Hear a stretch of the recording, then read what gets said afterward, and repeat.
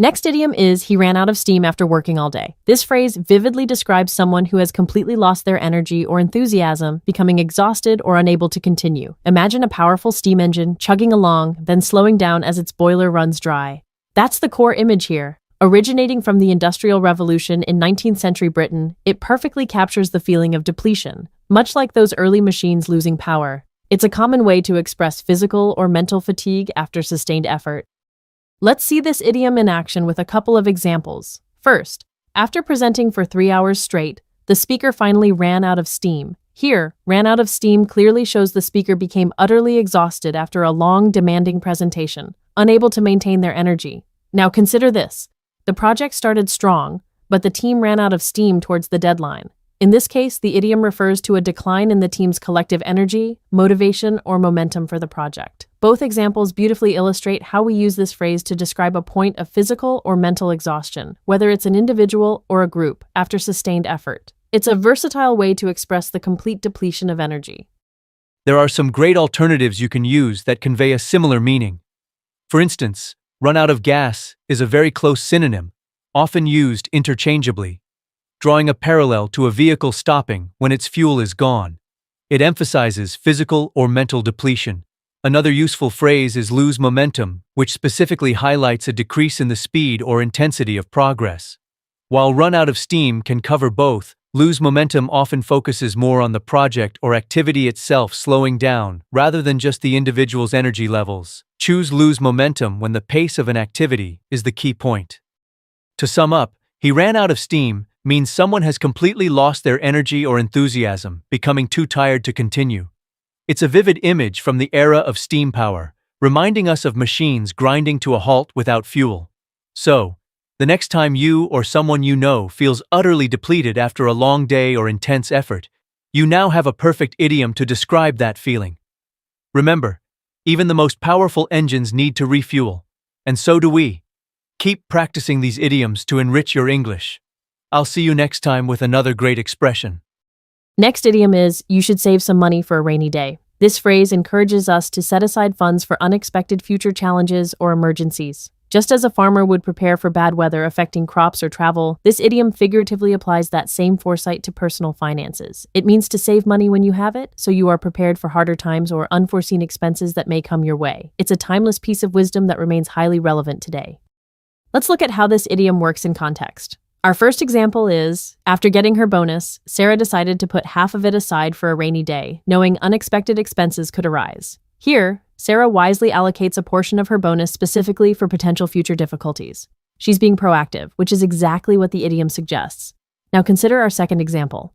My grandparents always taught me the importance of saving for a rainy day, so I started putting a little money into savings each month. This shows the idiom being passed down through generations, emphasizing consistent, long-term saving habits. Both examples highlight how being prepared for the unforeseen can help alleviate future financial stress. When we want to express similar ideas, we have other options. Put something aside for a future need is a very general phrase, applicable to saving for any future purpose, not just emergencies. Build up a nest egg specifically refers to accumulating a substantial sum of money over time, often for retirement or a major life goal. While saving for a rainy day focuses on preparing for unexpected hardships, a nest egg is typically a larger, planned fund. Choosing the right phrase depends on the specific context and the type of future financial preparation you're discussing. To recap, you should save some money for a rainy day means it's wise to put money aside to be financially secure during unexpected difficult times. Its roots lie in the practical wisdom of preparing for unforeseen circumstances, much like preparing for bad weather. This idiom encourages a mindful approach to personal finance, ensuring you have a safety net. So, next time you have the opportunity, remember to save a little for that potential rainy day and enjoy the peace of mind it brings. I'll see you next time with another great expression. Next idiom is, don't second-guess your decision. This phrase advises us to trust our initial judgment and avoid doubting choices we've already made. It emphasizes confidence in your original thought process. The concept emerged in early 20th century American English, likely from reviewing an initial guess. It encourages mental fortitude and conviction. Let's see it in action. After submitting my application, I started to second-guess myself, wondering if I chose the right major. This shows doubting an initial choice. And the manager told us, make your decision and stick with it. Don't second guess your decision once the project is underway. This highlights commitment. Both emphasize trusting judgment and avoiding anxiety. While our idiom addresses post-decision doubt, trust your gut advises relying on intuition before deciding. Stick to your guns means maintaining a stance despite opposition, emphasizing steadfastness against external pressure. Our idiom specifically targets internal reevaluation of a past choice, highlighting conviction after the fact. Each offers a unique facet of decisiveness. In summary, don't second-guess your decision reminds us to have confidence in our choices. Originating from the idea of reviewing an initial guess, it promotes avoiding unnecessary self-doubt after a decision is final. This idiom encourages decisiveness and peace of mind. So next time you question a past choice, remember to trust your initial judgment, embrace your decisions and their outcomes. I'll see you next time with another great expression. Next idiom is the coach told the players to shape up or ship out. This means you must improve performance or behavior quickly or face dismissal. It's a firm ultimatum. Originating in early 20th century American industrial military contexts, it demanded better work or departure, implying literal travel. Consider our examples. If sales don't improve, the CEO told the department to shape up or ship out. This demands performance or dismissal. Personally, my roommate made too much noise, so I told him to shape up or ship out if he wanted to live here. Both present a clear ultimatum: improve behavior/performance or face removal. For similar ideas, consider put your nose to the grindstone or toe the line. These imply effort or compliance. However, shape up or ship out is stronger, including an explicit threat of removal. It demands improvement specifically to avoid being forced out. To recap, shape up or ship out is a direct ultimatum: improve performance or behavior, or leave. Rooted in early 20th century demands for accountability, it's a powerful phrase for situations needing immediate, decisive change. Use it when firm action is essential. I'll see you next time with another great expression. Next idiom is sit tight. The results will come soon. This means to wait patiently without taking action, especially for an anticipated outcome. The phrase sit tight originated in the 19th century, referring to staying firmly in place, evolving into the idea of waiting steadily for a result. Here are a couple of examples. First, Weavy submitted the proposal. Now we just have to sit tight and wait for their decision. This shows waiting for a formal response. Second, the market is volatile, so sit tight. Don't make any rash investments right now. Both illustrate the core meaning of patient waiting. Similar expressions include hold your horses for slowing down and bide your time, meaning to wait for an opportune moment. Sit tight suggests patient waiting for something to unfold, while bide your time implies strategic inaction for an advantage. To recap, sit tight, the results will come soon, means to wait patiently without acting. Rooted in staying firm, it's perfect when you've done your part and must simply await an outcome. Embrace patience with this useful idiom. I'll see you next time with another great expression. Next idiom is he's skating on thin ice by ignoring the rules. It means being in a very risky, precarious situation, likely to face trouble. The phrase vividly shows the danger of unstable ground. Originating from the literal peril of skating on thin, potentially breaking ice, it now metaphorically warns against actions defying rules and inviting consequences. Now let's see this idiom in action. First, the company's CEO is skating on thin ice with investors by consistently missing profit targets. Here, the CEO risks losing investor confidence due to poor performance. Our second example is, you're really skating on thin ice if you don't start studying for your exam soon. This shows a student heading for trouble by neglecting their studies. Both examples emphasize the grave consequences of current risky behavior. Similar phrases include treading on dangerous ground and playing with fire. Skating on thin ice highlights a fragile, unstable situation. Treading on dangerous ground implies entering a risky area. Playing with fire suggests deliberate, clear danger. Each emphasizes risk differently. To sum up, he's skating on thin ice by ignoring the rules. Describes a precarious situation. From literal danger, it warns against risky behavior and ignoring rules. Use it to highlight impending trouble from unwise actions, underscoring fragile choices. I'll see you next time with another great expression.